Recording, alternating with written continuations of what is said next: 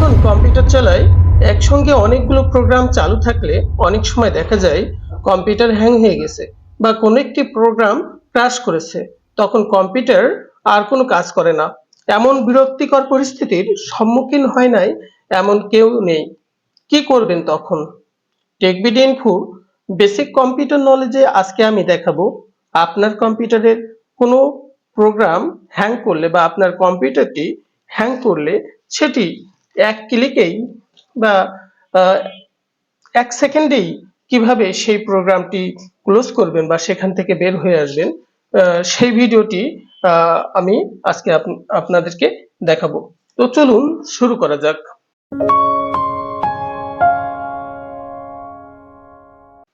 আপনি আপনার কম্পিউটারের কিবোর্ডের তিনটা বাটন কন্ট্রোল অল্টার ডিলিট এই তিনটা বাটন একসাথে প্রেস করবেন। এরপর এখানে আহ, এই যে নতুন উইন্ডো আসলো, এখান থেকে টাস্ক ম্যানেজারে যাবেন।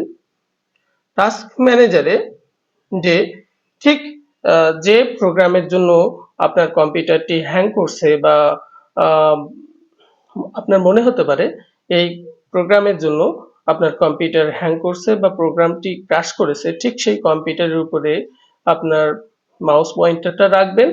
রেখে আপনি কি করবেন, সেটাকে সিলেক্ট করে এই যে ডাবল প্রেস করে এখান থেকে টাস্ক ইন টাস্ক এটাকে আপনি ক্লিক করবেন। ইন টাস্ক এই অপশনটাকে আপনি ডাবল প্রেস করে বা সেখান থেকে ইন টাস্ক সিলেক্ট করে আপনি কি করবেন, ক্লোজ প্রোগ্রামটি ক্লোজ করে দেবেন।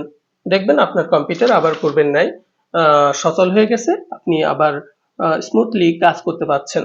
তো বন্ধুরা, আহ, এই টেকনিক অবলম্বন করলে অবশ্যই আপনি দেখবেন যে আপনার কম্পিউটার হ্যাং হওয়া থেকে মুক্ত হয়ে গেছে।